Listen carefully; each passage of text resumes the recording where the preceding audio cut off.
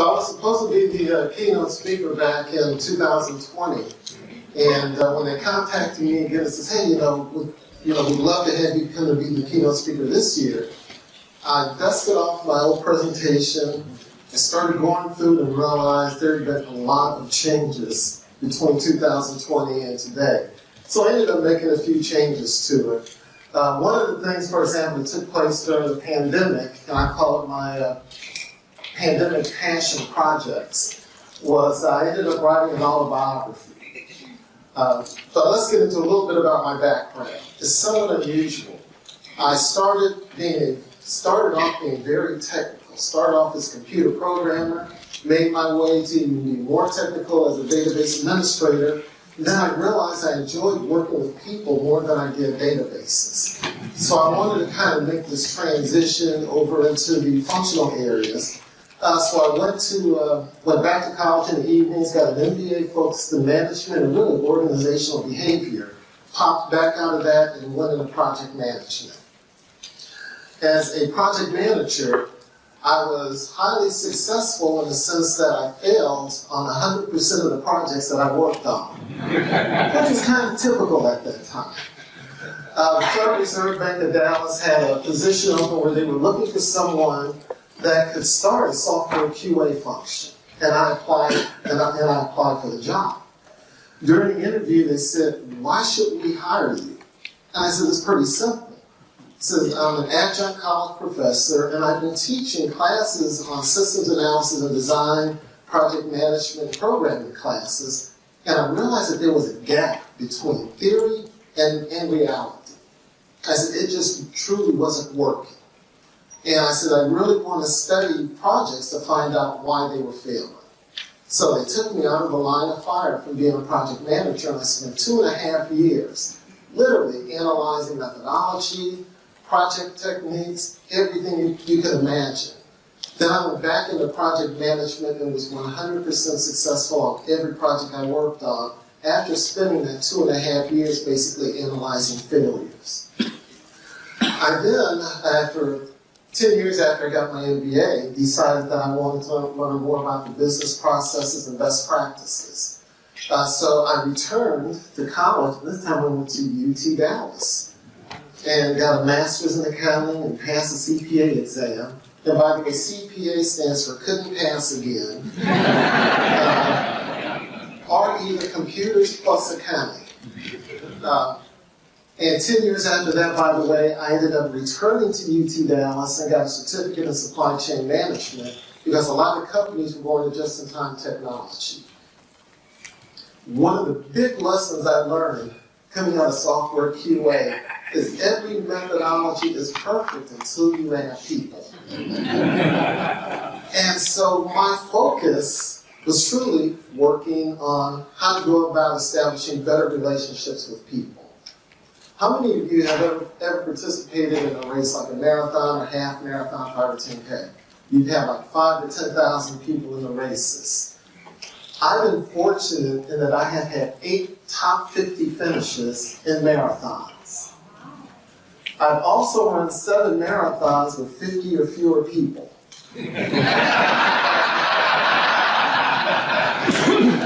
But I still count all of them as top 50 finishes. One of the most interesting marathons was the Tailwinds Marathon in Copenhagen, where I'm proud to say I was the first American to cross the finish line, and I came in 47th place. So, and by the way, they had a 5-hour cutoff limit. So it was quite an experience running there. A little bit more details about my experience as a marathoner. I've won age group and weight division trophies. In high school, I was a sprinter. I weigh over 200 pounds. But I'm still kind of pushing my way through marathons. I have a personal best of 3 hours and 36 minutes. A personal worst of 7 hours and 28 minutes, which was on the Great Wall of China. I've worked in the distance running, also on the side of, I guess you would say, race organizers. I'm on the board of directors for the Dallas Marathon.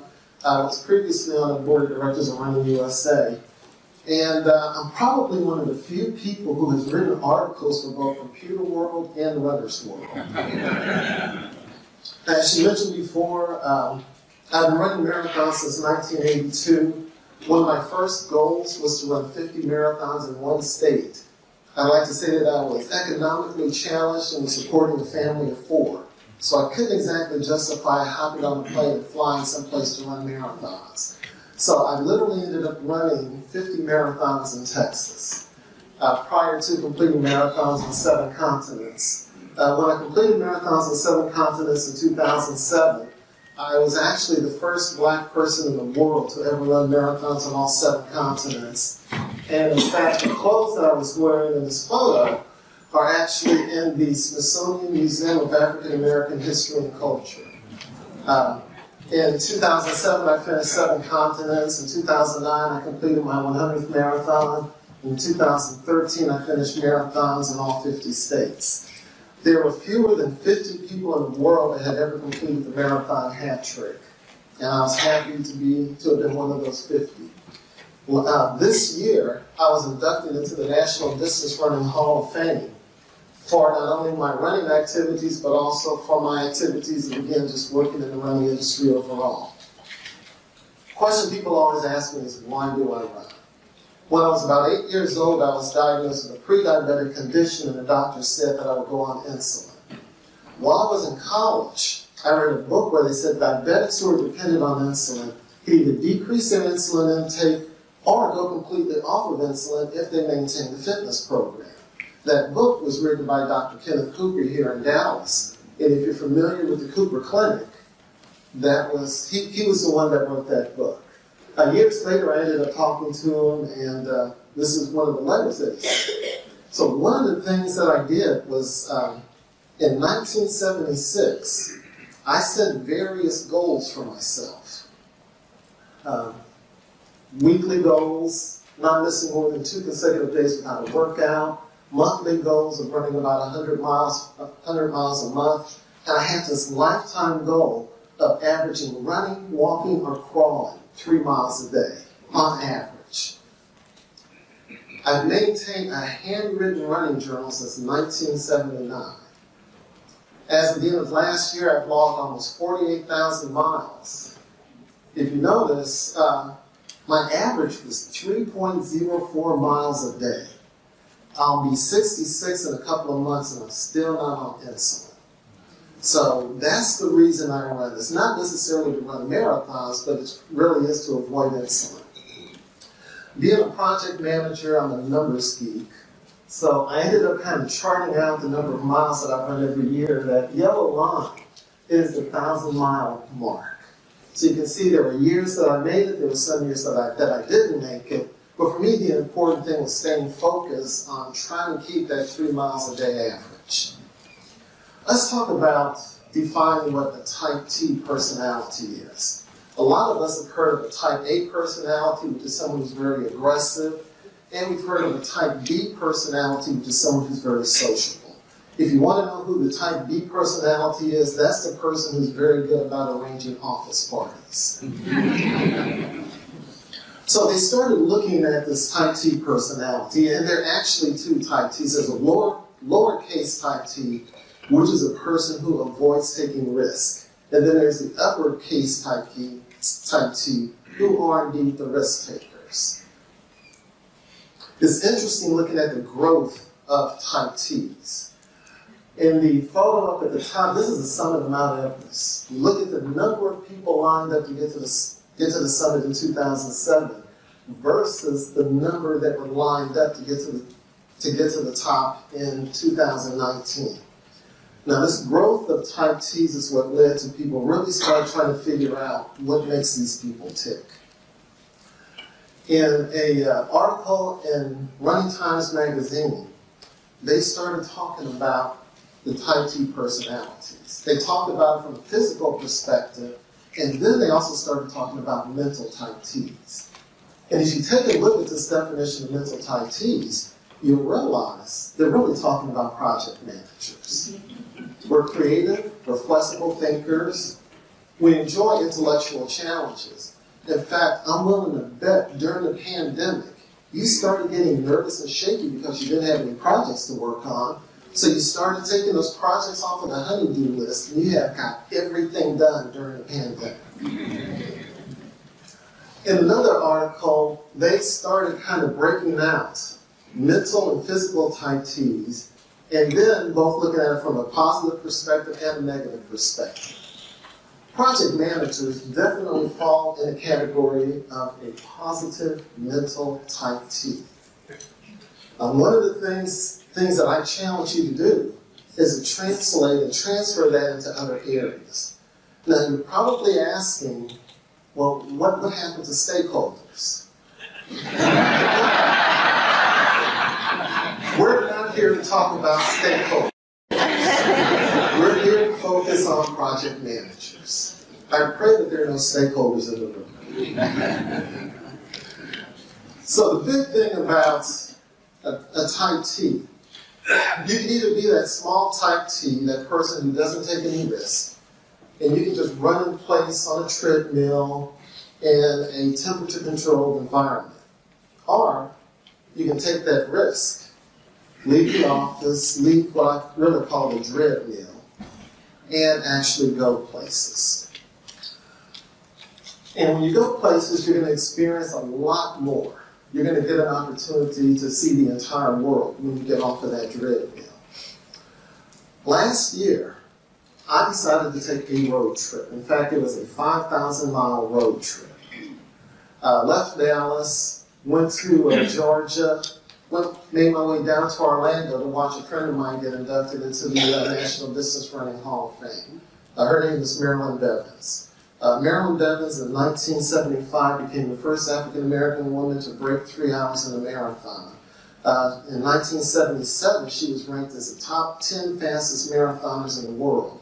And she placed second at Boston, second at the Chicago Marathon, and she won 2 marathons that year. After seeing her inducted into the Hall of Fame, I started thinking that more people need to find out about Marilyn. So I drove from Orlando to Virginia Beach, where I had dinner with a couple of friends of mine. The lady with the kind of straps on the top, her name is Sika Henry. She's not a household name, but Sika became the first African-American female professional triathlete. She's a 2-time winner of one city marathon, and she was ranked in the top 10 in the world in a half Ironman triathlon. The other lady next to her is Lisa Davis. Lisa also happens to have completed the marathon hat trick, but she also set a Guinness Book of World Record when she ran marathons on all 7 continents in 7 days, 30 minutes, and 27 seconds.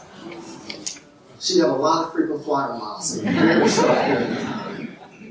And ironically, she and I both went to the same elementary school in St. Louis, Missouri, but it was about 15 years apart. So I talked with them about this crazy idea that I had of putting together a documentary. Then I left from there, drove to Baltimore, where I ended up having brunch with Marilyn again, who has the white headband on, and with a lady named Elisa Harvey. Elisa Harvey is kind of not also a household name, but Elisa Harvey ran her first marathon in 2 hours and 48 minutes. She also holds 8 world and national records in distances from the 800 meters to the 1,500 meters, and she's also an Olympian. In fact, when she was 40 years old, she ran a mile in under 4.5 minutes. Talked with them about this crazy idea that I had for a documentary, proceeded to make my way on up to New York, Boston, Cincinnati, St. Louis, and back around to Dallas, all the while talking to people who, as you might imagine, were all strong type T's about this documentary. Came back to Dallas and started doing some research. Found out that since 1975, which is when Marilyn ran her first marathon, there have been 14 million people to have crossed the finish line of marathons in the U.S.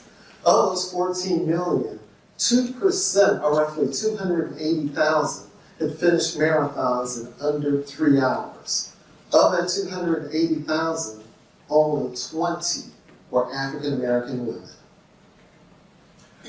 So Being a typical project manager, I started doing all my homework on what it would take to make a documentary, the cost and everything, putting together proposals, wrote the storyboard for it, sent it out to potential sponsors, made 3 phone calls, and got the entire documentary funded. And within a month, we started filming the documentary. Interestingly enough, out of the 20 African American women who had broken 3 hours, I happen to have known 9 of them. And reached out and called all 9, and they agreed to be in the documentary. We just finished premiering it in New York, Boston, and Chicago. And again, this is using project management skills. I was both the director and producer. And it was really nothing more than putting together a project. So, some of the things that I gleaned from them I'm going to be sharing with you today. Let's take a look at the ultimate goal of a type T. And one of the things, by the way, you'll notice is once you become a type T and you kind of step outside of your comfort zone, you meet some really amazing people. I was in a little town called Ushuaia, Argentina, which is at the very tip of Argentina.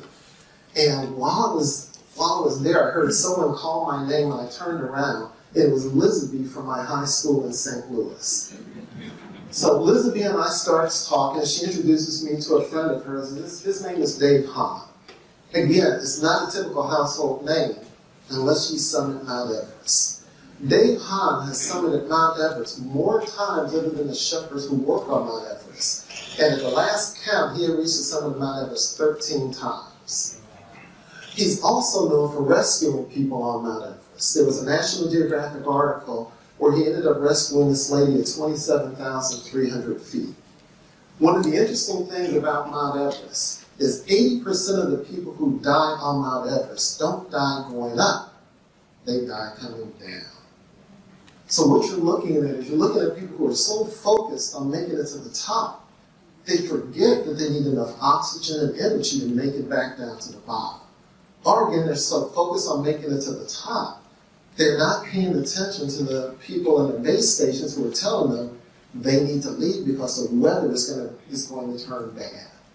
So the ultimate goal for a type T personality, to me, is to live. You want to be able to tell the story about your adventures. It is not to make it to the top. So I've been coaching marathoners since, about 1984. And as a coach, one of the first things you want to find out is this person coachable? So I'll ask them different questions, and I also ask my staff members questions kind of close to this. I want to find out what their time goal is, because I want to find out, is this person, are they very realistic?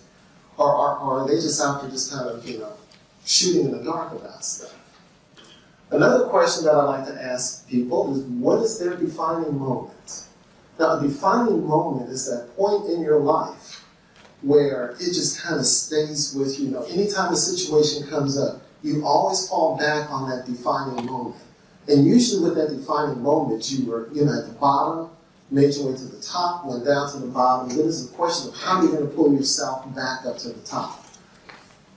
You have physical and mental defining moments. So when I think about defining moments for me on a physical basis, and I think about running marathons, I think about running a marathon down in Antarctica.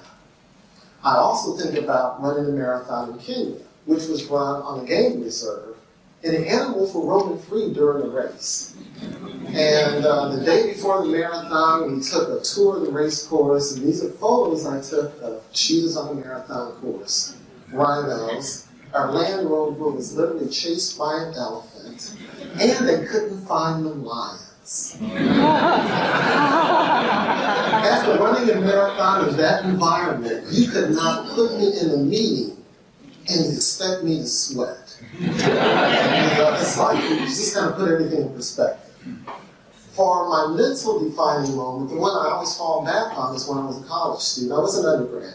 So I have 4 degrees, 2 undergraduate degrees, 1 in math and 1 in business, and 2 graduate degrees. But as an undergrad, I got kicked out of college. I left to party. I'm not going to miss words. I partied a little bit too much while I was in college. I was talking with a gentleman named Mark Samuel, and we were sharing our crazy college experiences. And Mark had written a book co-authored a book called The Power of Personal Accountability. And as we were sharing our stories, he goes, "Oh yeah," he says, you went through the typical victim loop.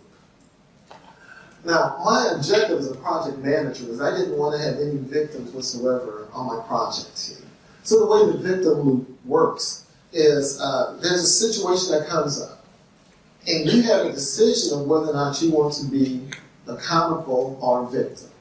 When you're a victim, you go through this little cycle where you start off, you ignore how bad things are. And I can distinctly remember as an undergrad student, I would be failing the classes, I would get my test back, slip it in my binder, wouldn't even pay any attention to it. You're in a state of denial about how bad things really are. You blame others. It wasn't my fault that I was failing, it was the teacher's fault. They didn't test me over the stuff that I knew, but then they would have handed me a blank page. I was able to rationalize, my role in everything. Who in the world has a class before 11 o'clock in the morning? It doesn't make sense. I used to hide in the student union playing table tennis, pinball machines, and playing cards. So again, that's going through the victim loop. Now, one of the things that Mark pointed out is we all go through the victim loop. The question is, how long do you want to stay in the victim loop? And I want you to think about relatives, that you may have. When you go to that family reunion, and Uncle Joe and Aunt Mary is still talking about something that happened 80 years ago, and they're still the victim of it. And you may have friends or frenemies who, when you talk to them, it's always someone else's fault. They never ever accept responsibility for their role in anything. He said, when you decide to go through the accountability loop, you recognize, first of all, that there is a problem. You own up to your part, your role in that problem. You forgive yourself and you forgive others. You go through this period of self-examination, or as the other thing we like to call it is lessons learned. And the last and most important thing is to actually take action. I can't tell you the number of people that I've met who go all the way through the accountability loop, but they will refuse to take action after they figured out what's wrong. So I actually invited Mark to come and talk with members of my staff. I even bought copies of this book for the members of my staff. And later on, I ended up really just using the one chart. And what I told my staff is, if you see me acting like a victim during a meeting, because we all, like I said, as soon as the problem hits, we'll go straight to the victim mode. So just kind of put up two fingers, victim. I said, I'll see it and I'll snap out of it and I'll start going through the accountability loop. And I said, if I see you acting a victim, I'm going to do the same thing. Our objective was to call out everyone who was a victim. And also by giving that a diagram to everyone, when we call someone out as a victim, they knew exactly what a victim was. So one of my objectives, like I said, was I wanted to have project teams with absolutely no victims. Because the other thing about a victim is when a problem comes up, the first thing the victim does is they point to the most responsible person in the room. And that most responsible person is going to be the project manager. And so I ended up telling my staff and other people on all the project teams I worked on is, if you see a problem, don't bring the problem to me without any solutions. Come to me with at least 3 solutions for that problem. If not, my solution to solving the problem will be to get rid of you, because I'm not hiring problem identifiers, I'm hiring problem solvers. Okay, so from analyzing failed projects, one of the things that I realized was I needed to build a strong foundation. One of the interesting questions that I often wondered about was, how do race directors know how many marathon medals to purchase? So let's say, for example, you have 1,000 people to sign up for your marathon. Do you go and buy 1,000 medals? Well, from talking with race directors, it turns out they had a pretty interesting method for figuring it out. 15% of the people who registered for a marathon never show up at the race expo to pick up their race pack. 15% of the people who do show up to pick up their race packets never make it to the starting line. So these are the people that probably live in town, they paid the $100 race entry fee, and they say, you know what, I'm at least going to get a t-shirt out of this. 20% of the people who will start the marathon don't finish. Now, if you take this and you start off with 100, you multiply that times the 15% who don't pick up the race packet, take what you get, multiply that times 15% of the people who pick up the race packets but don't start, multiply this left by 20% of the people who start but don't finish, you actually end up with 58% of the people who register for a marathon will cross the finish line. Now, I threw the last one in just for me from being a coach. Let's say half the people who do finish a marathon will finish it based on their projected time. So if they say, hey, I want to finish this in 4 hours, they'll finish it in 4 hours or less. So you end up with 29% of the people who register for a marathon will actually make their time goal. Now, ironically, believe it or not, 29% of IT projects are successful. I mean, it was amazing when I started running all the numbers. So, why aren't people successful in running marathons, and why aren't people successful in managing projects? It's because they don't have a strong base to begin with. If someone comes to me and says, hey, Tony, I want you to coach me running a marathon, one of the first things I'm going to find out from the person is how many miles have they run prior to them even beginning the marathon program.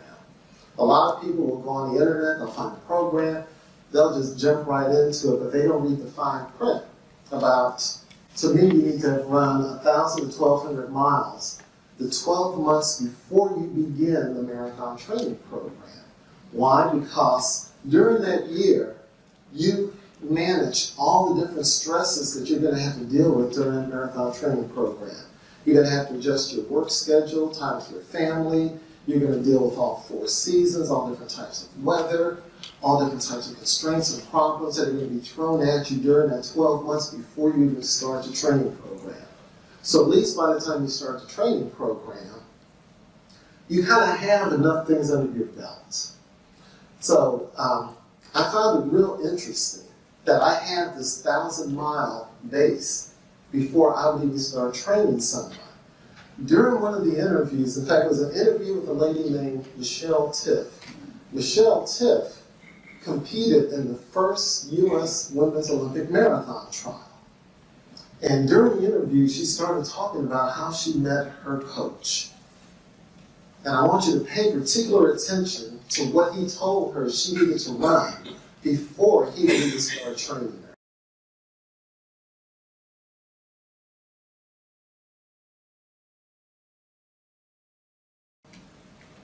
If you kind of do the math, 120 miles a week for 9 weeks is 1,080 miles.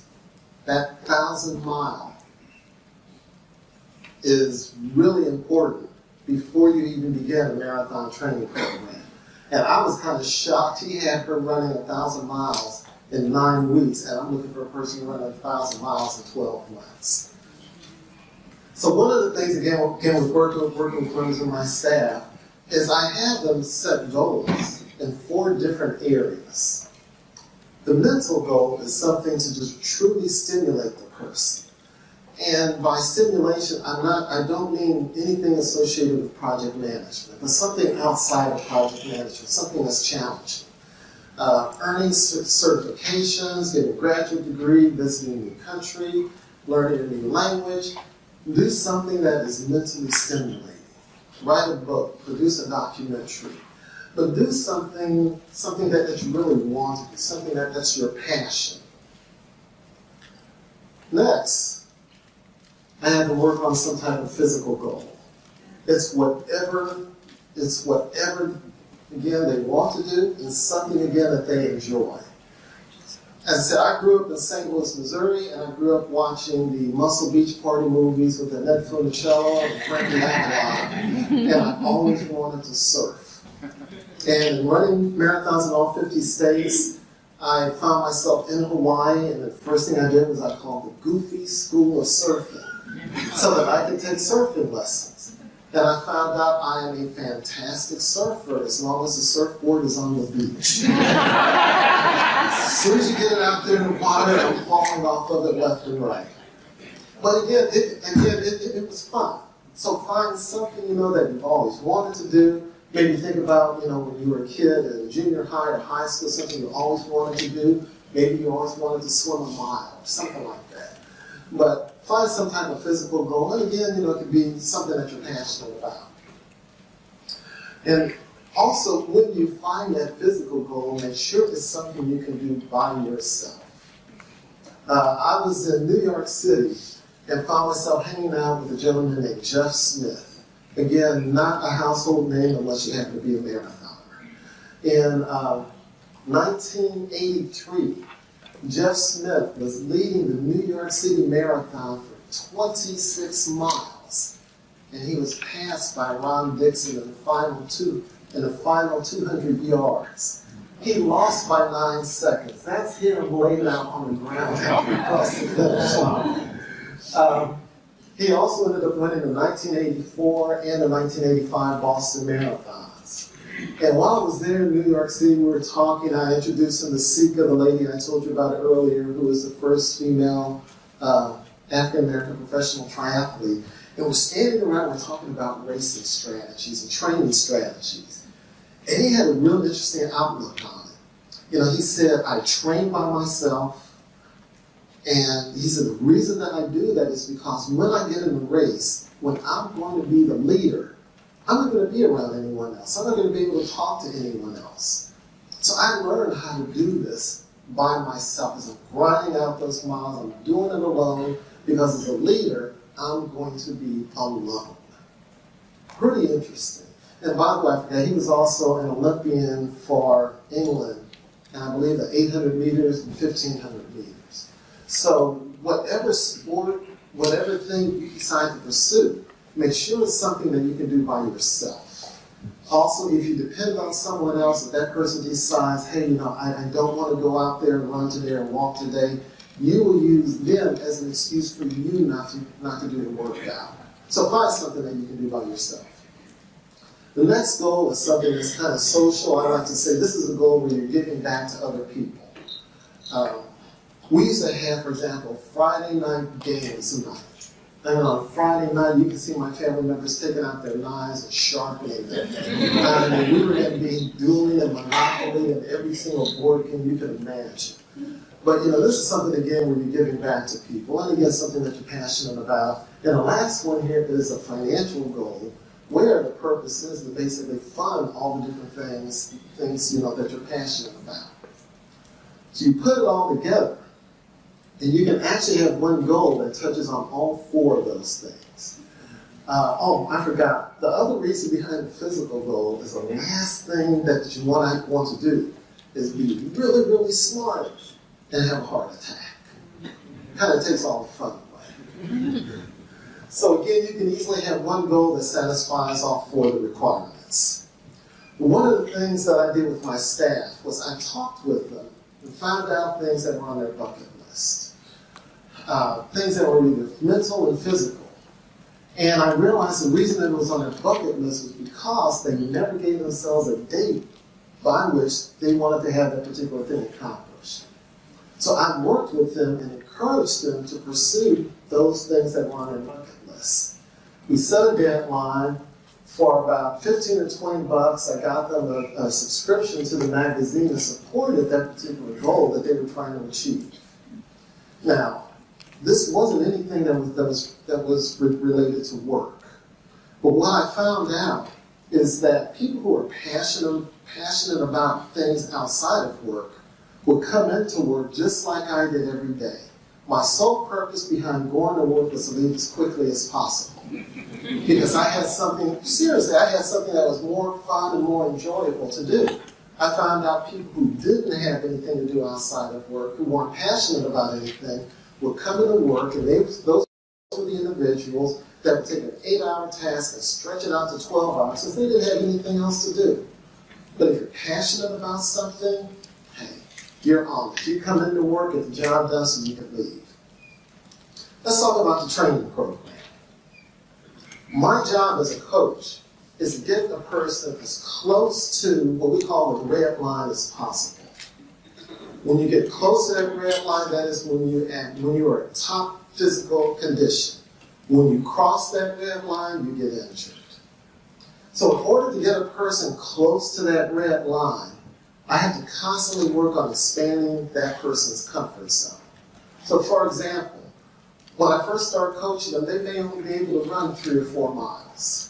So their red line may actually be maybe at 4.5 miles. But over time, they start expanding their comfort zone, they start stepping outside of their comfort zone, they experience pain, they experience frustration, mental letdowns, but by the time the training session is over, they've expanded their comfort zone to a full 26.2 miles. I have to get them to embrace the uncomfortable. And I have to get my staff to do the same thing. In fact, as they're pursuing things on their bucket list, they are expanding their comfort zones. And I want them to bring that same attitude into the office while we're working on projects. My favorite distance, and I can't... Oops, I'm going to go back a little bit. I interviewed a lady named Shawana White. Shawana White has run 16 marathons in under 3 hours, more than any other African-American female. And she is what she calls a serial racer. She's the type of person that will run on a race on 2 races on Saturday and 2 or 3 races on Sunday. And here she's talking about the comfort zone. My favorite race distance, and I can't believe I'm about to say this, is marathon. And the reason I say the marathon because I enjoy the slow grind to the pain versus in a 5K or 10K, the pain is there going to be the pain. So I enjoy that slow grind to the pain. Can you imagine competing against someone who enjoys the pain? Think about that. She truly enjoys a slow grind to the pain. And by the way, when I was in high school, I was a sprinter.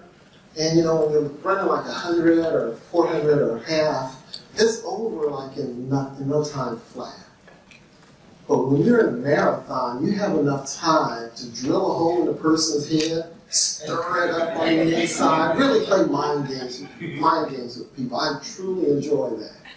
So when she talks about the slow grind to the pain, I go, yeah, I can relate to that. So like I said, as a coach, it's all about embracing the uncomfortable. When I was a student here, it's ironic, I got kicked out of undergrad, and the courses that I failed were my accounting courses. But I ended up here working on a graduate degree in accounting, and I was a member of the Accounting Honor Society. So yes, I was pulling A's in advanced accounting classes. While I was preparing for the CPA exam, one of my professors said, you know, you probably don't need to take, one of those, pay all that money for one of those accounting prep classes, when you go and you spend all these thousands of dollars. He said, you should be able to study on your own. So I got accounting software, studied on my own, took a practice exam, scored 20%. Studied really hard, took another practice exam, again, scored 20%. What I began to realize is 100% of what I knew represented 20% of that exam. I was going to be in trouble. But being a typical project manager, I analyzed what was actually going on. Well, I found out that when I studied, I would go back and I would study everything I already knew. Just habit you go to where you feel most comfortable. When it came down to studying things like consolidations and eliminations and all these other things, I felt like a complete idiot. And I always avoided it. So I realized in order for me to pass the CPA exam, I needed to let go of everything I already knew, literally not study it, and focus on all the stuff I didn't like. And it made me feel dumb, it made me feel stupid, but I knew that was literally the only way I could pass the exam, and in the process I was expanding my comfort zone. Same thing happened, by the way, when I was swimming. I had a goal when I was a kid of being able to swim a mile, but I was never able to do it. So as an adult, I decided, hey, I'm going to go after that goal. Well, actually closer to 1,500 yards in a pool, which is 60 lengths. I got it to the point where I could swim the 60 lengths, but I wanted to take it to the next level, and I wanted to do it faster. And I knew the only way I could do it faster was to learn how to do flip turns. But I had problems. I had fears of doing flip turns. I was going to have to hold my breath for a longer period of time. I was going to have to be upside down underwater, which is not a natural feeling. I was going to have to keep my eyes open. I realized in junior high I could not be a gymnast. We took tumbling, and I couldn't do it because I would just want to close my eyes at the most inappropriate times. And you can't do that and be a gymnast. And also another challenge is swimming close enough to the wall so you can push off, but not so close that when you flip over, your heels hit the top of the pool, or be so far away that when you flip, you have nothing to push against.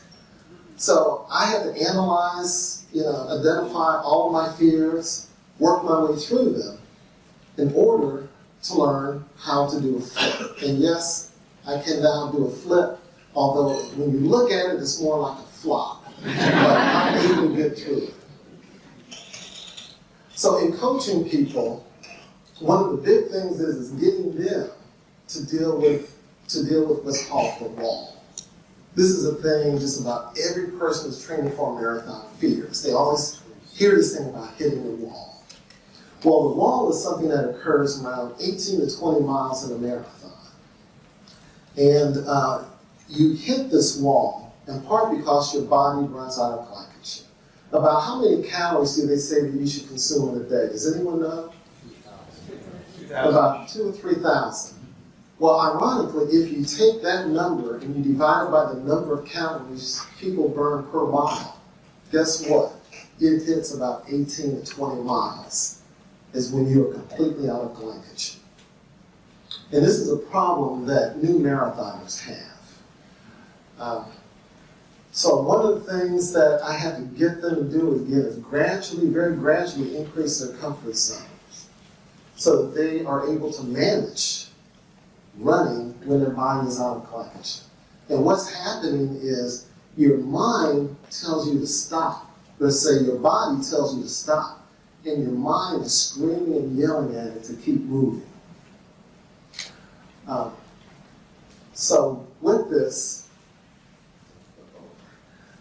I have to tell people that I'm training that the halfway point of the marathon isn't 13.1 miles. The halfway point is around 18 to 20 miles. During that first 20 miles, it's 80% physical and 20% mental. Once you cross over and your body is out of glycogen, it becomes 80% mental and 20% physical. Your mind is screaming and yelling at your body to keep moving. So one of the ways that I train my runners to manage and deal with this is through using M&Ms. So M&Ms for me is an acronym that stands for mantra and music. When you start feeling that pain, you must have a mantra to keep you moving, and as I always like to say, you need to have kind of a song in your heart or in your head. ANTS is an acronym for automatic negative thoughts. This is something that was coined by Dr. Daniel Amen. He has some really good YouTube videos out there, by the way, on Change Your Brain, Change Your Body. An automatic negative thought is that thing that pops into your head. Whenever you want to do something, you hear that little voice. The voice might be of your parents. Oh, we don't do those types of things. We don't swim. Our family doesn't do that swimming. It might even be of your children. You're too old to be doing that. Underneath their breath, they're really saying, "Don't spend my, don't spend my money." On having fun.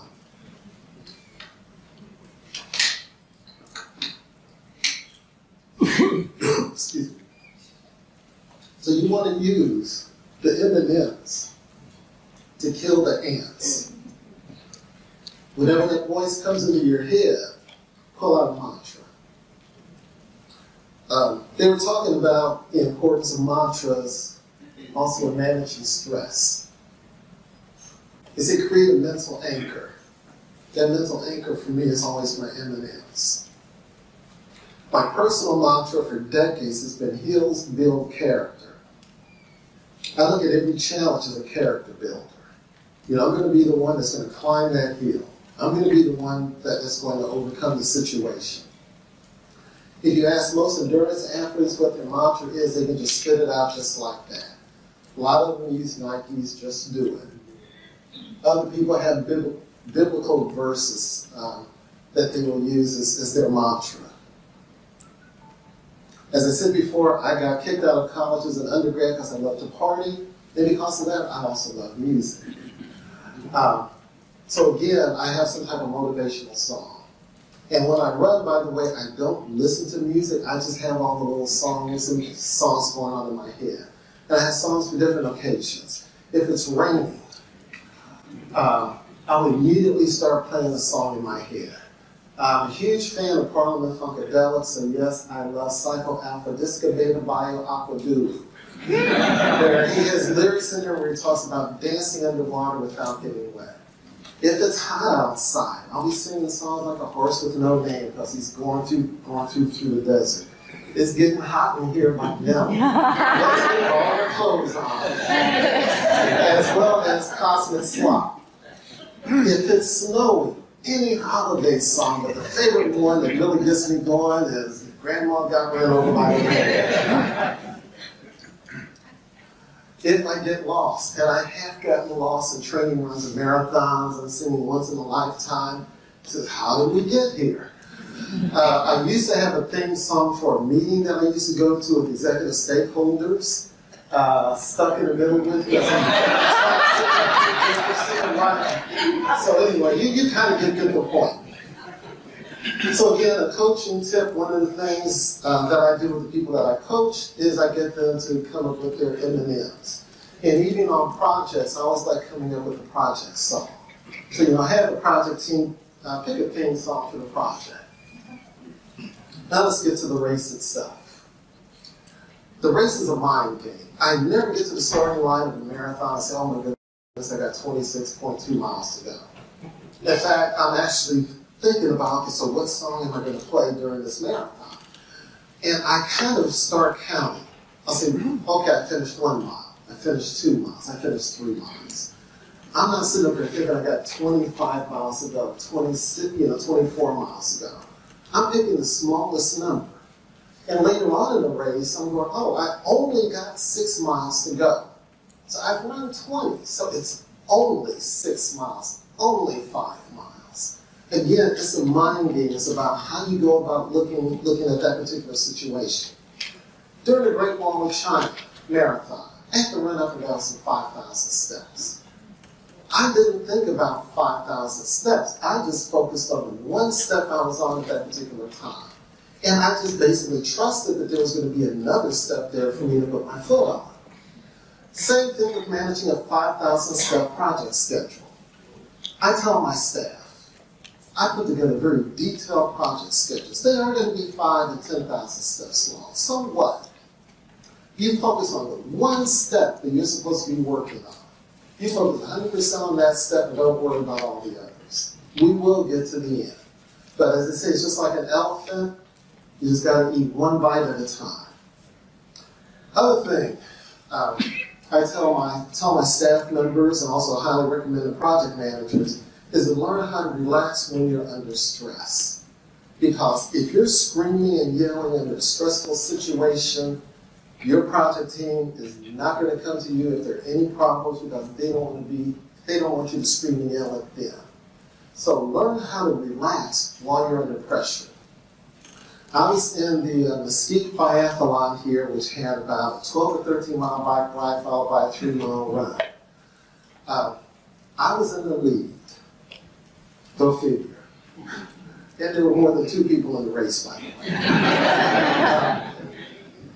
towards the end of the run, we had to go up a very steep hill.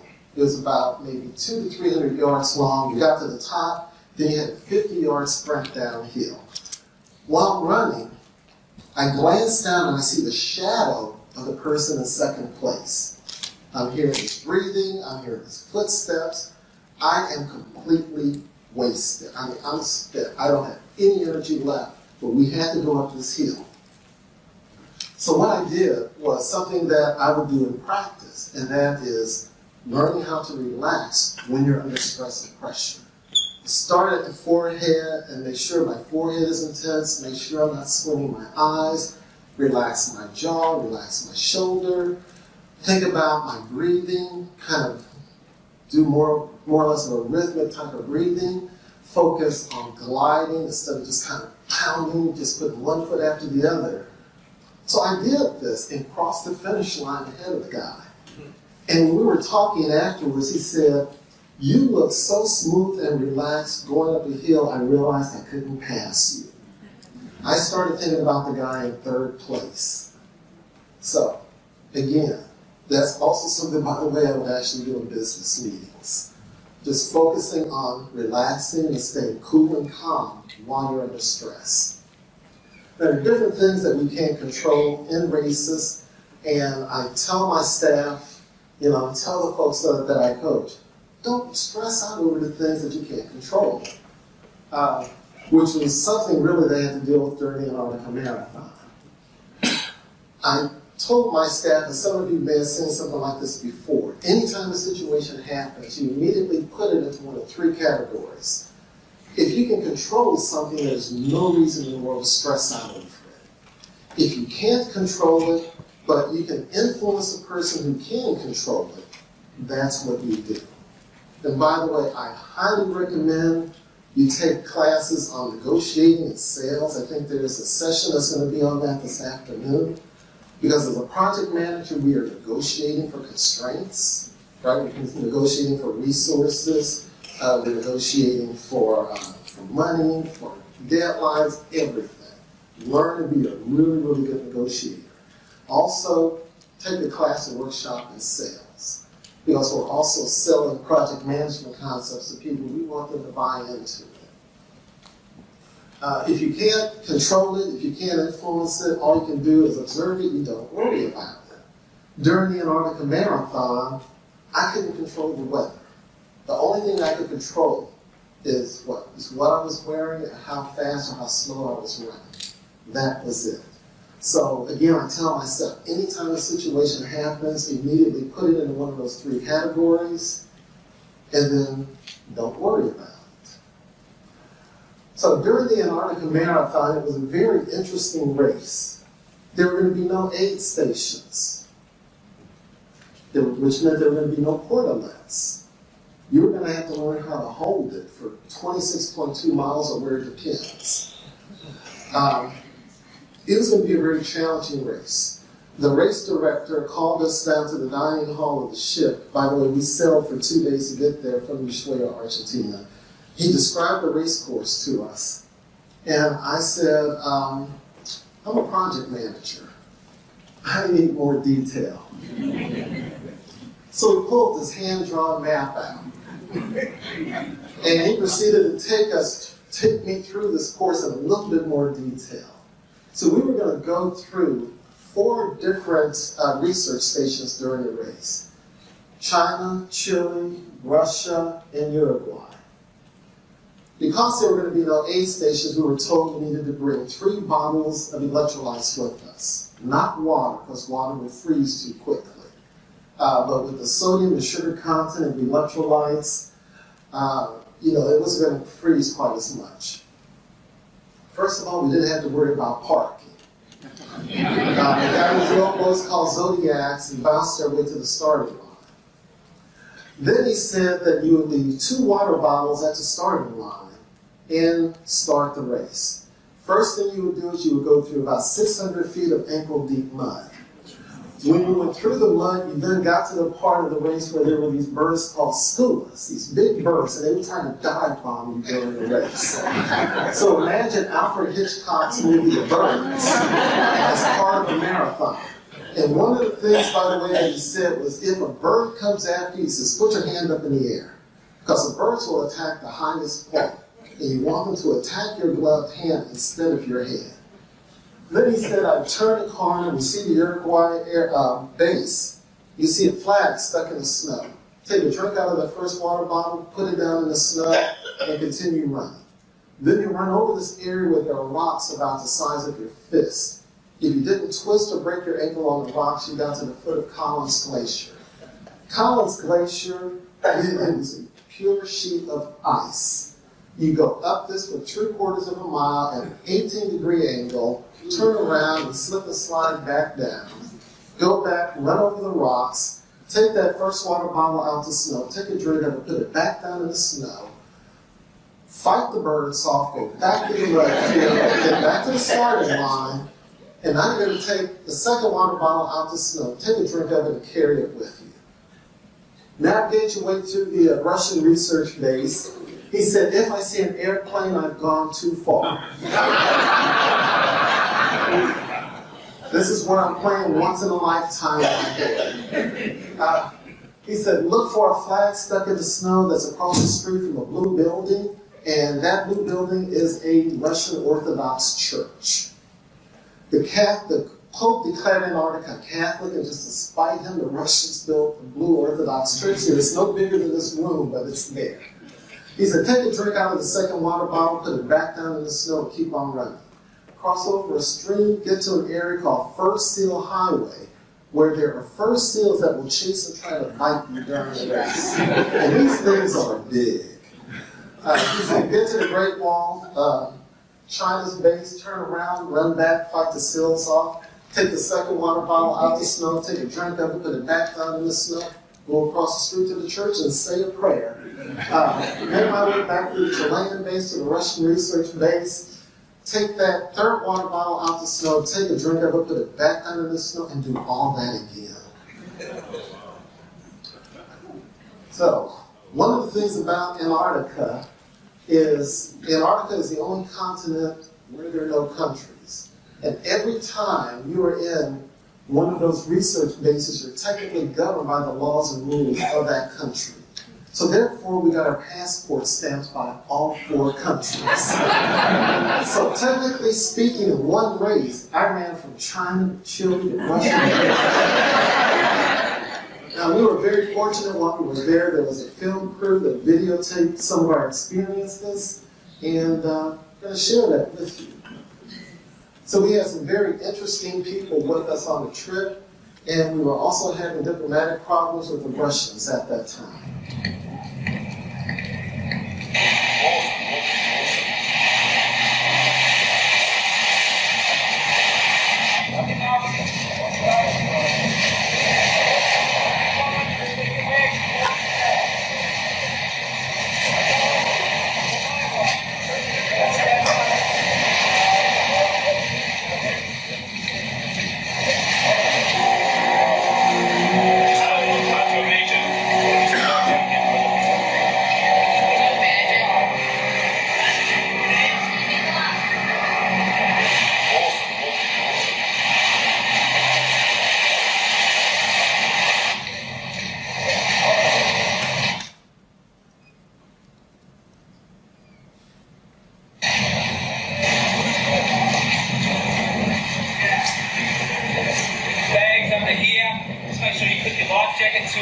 Start line is that wooden post there with a bunch of signs.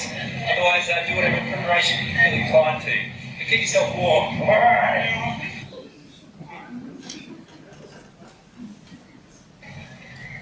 So because we were having problems with the Russians, they refused to let us in their building. So we had to change clothes underneath their building at sub-zero temperatures. Leave them there during the race. Come back after the race, you're slightly perspiring, you got to strip off your wet running clothes, put on freezing clothes to get back to the ship. Over.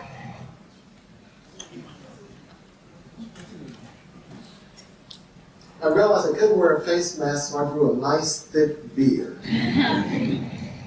Now, when you look at Antarctica, when you take everything out that's man-made, you're basically looking at a black and white photo. Found it kind of interesting. The penguins are black and white. I mean, everything there is just shades of black and white. Good job.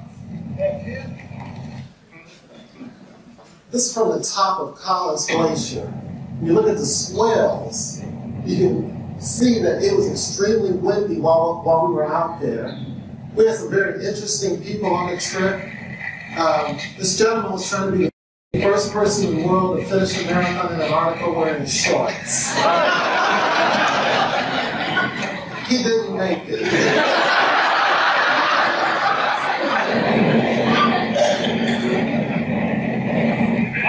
You see how windy it is, but if you notice, it changes from a gray clouds to white. We got hit with a whiteout during the marathon. As a 71-year-old lady from Slovakia who did a half marathon.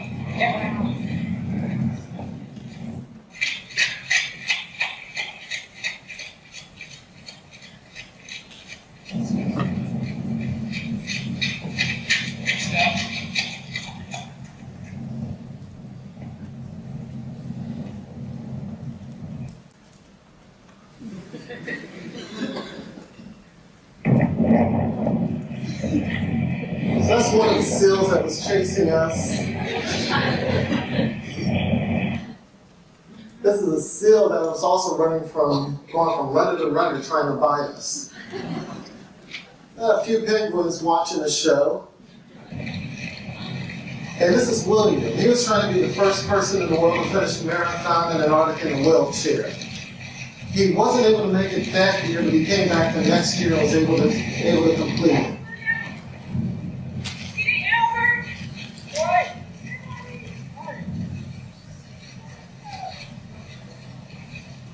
How you feeling, William?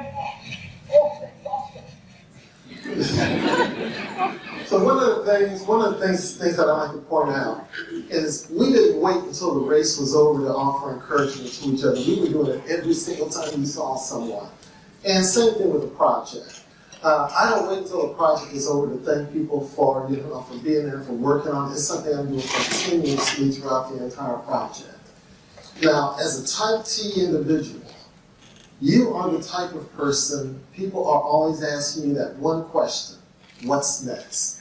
Because people will live vicariously through all the different things that you happen to be doing. Why? Because they just don't have the guts to step out there, to move outside of their comfort zone in order to accomplish anything. So you'll be the one that people will be talking about. So you always need to be able to answer the question, what's next? So I have a challenge for all of you. This is, by the way, a fun challenge that I took on. Use your project management skills to have fun. Don't just look at it as something that, I'm going to do this at work, and that's it. One of the things that if you talk to people, you'll find out that I love to travel, and I love to run. And I'm going to combine those two things. And I formed a company called Caribbean Endurance Sports, where I got together with the race directors for the Bermuda, Barbados, Bahamas, Cayman Island, and Reggae Marathon, and got all of them to work together to form a race series. And the thing is, these races are held in December and January. Why is that important? Why? Because that's when it's winter here. And I get to go down there and help coordinate things in Bermuda, Bahamas, Jamaica. Doesn't that sound like fun? So that's how I put my project management skills to use, as well as negotiating skills.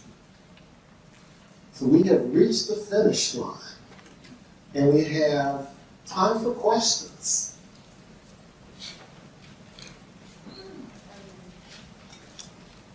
Yes?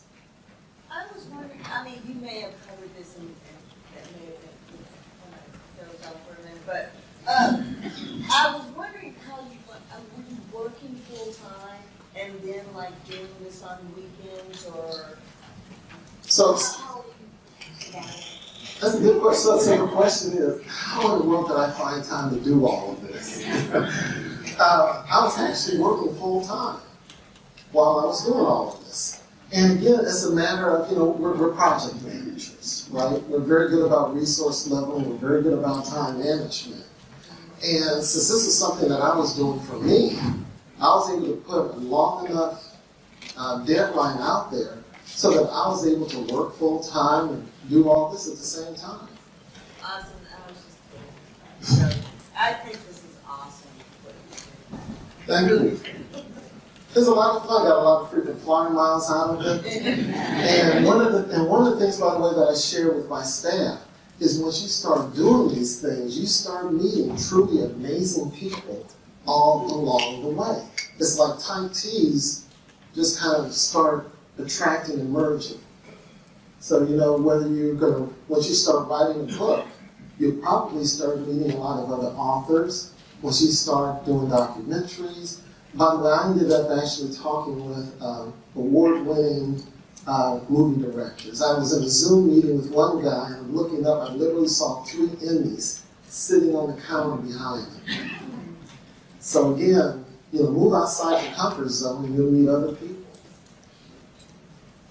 Are there any other questions?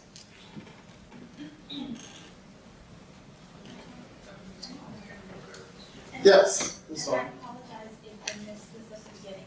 But what was your impetus for?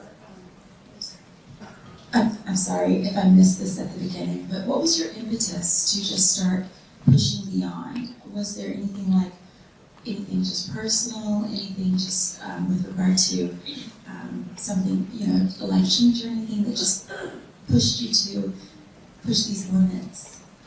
That's a very interesting question about, what did it take for me to push all these different limits?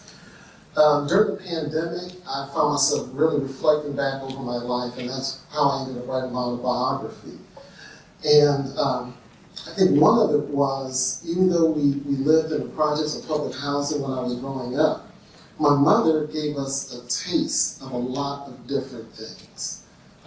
We, for example, started taking piano lessons, but couldn't afford them after a while, taking clarinet lessons, going to summer camp, going to the art museums.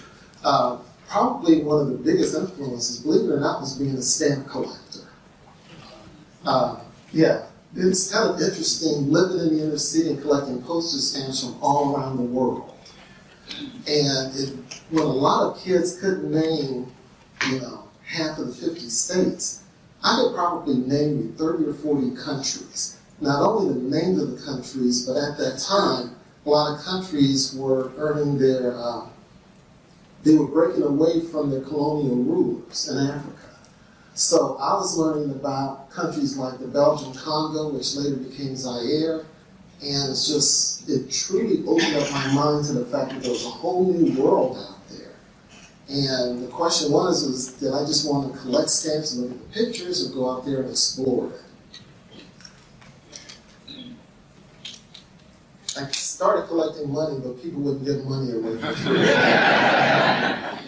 Question. Yes. If you could expand or maybe elaborate on type T, does it have a meaning of the word, and also what are the attributes of type T? And second question, what motivated you to take up those difficult marathons? I still can't fathom why would anybody do that. Well, the T in type T literally stands for thrill seeker. So it's about those people that are willing to take a risk and put themselves out there in order to accomplish different types of goals. So if you notice on the positive mental side, your type T's are your entrepreneurs and as well as your entrepreneurs.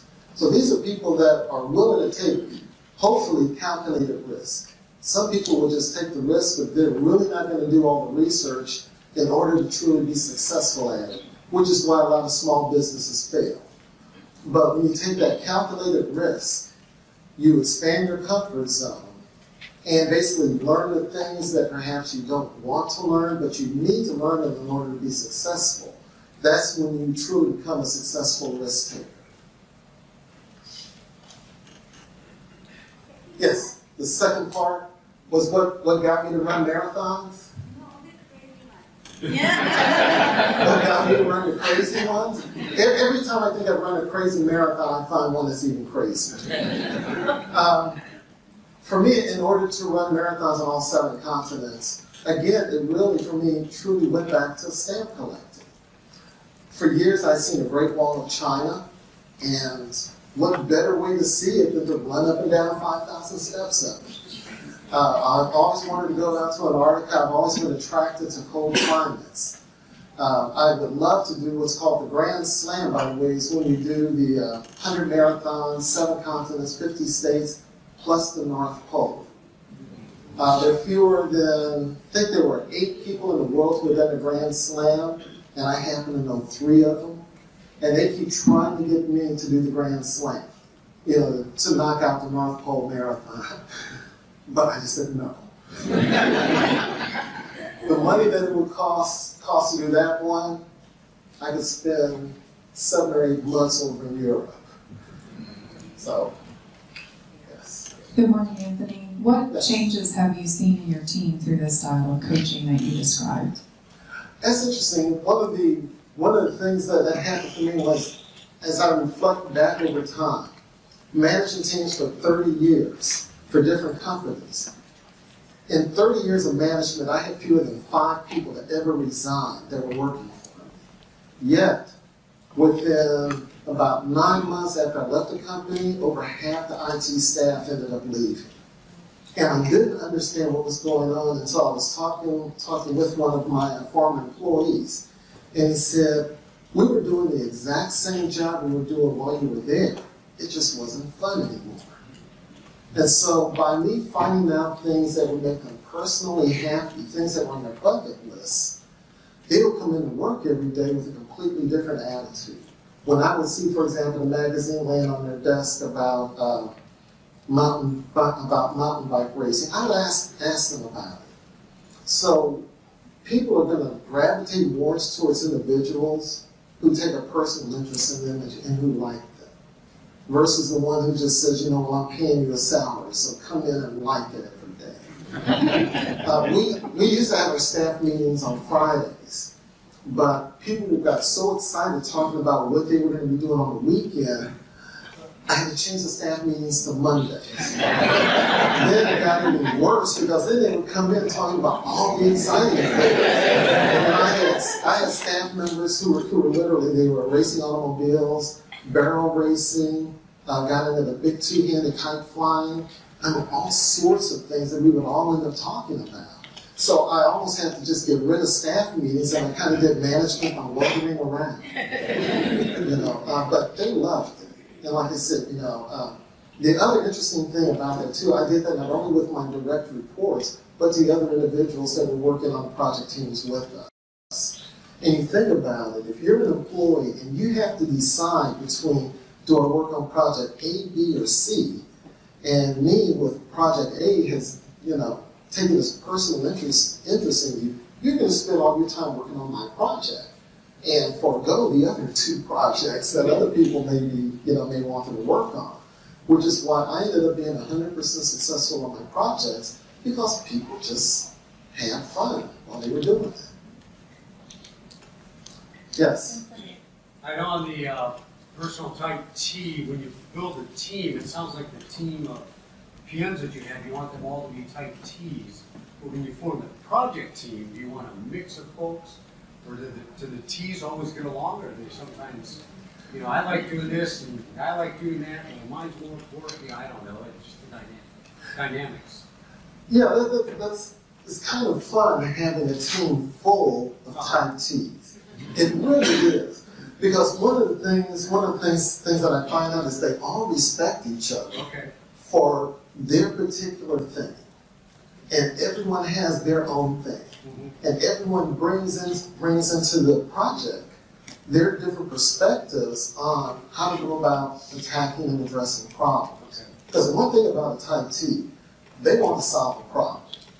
And they come up with very creative ways about doing it. We have one project where they estimated it was going to cost us $12 million to do an Oracle implementation.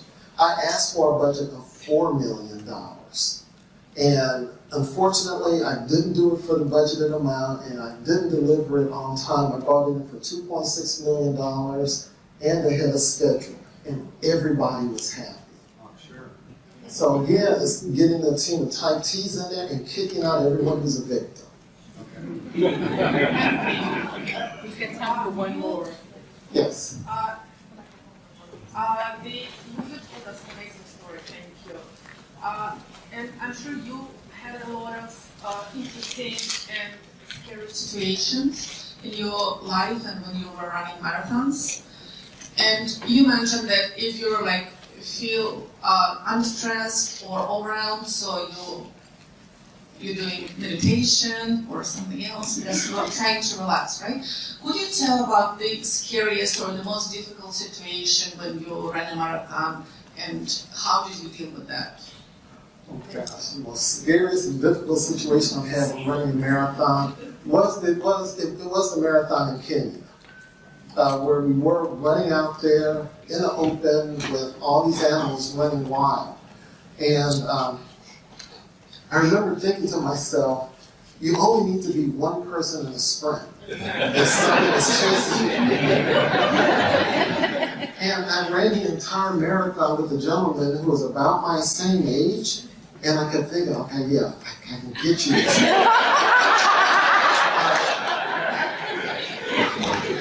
Project management, doing risk assessment.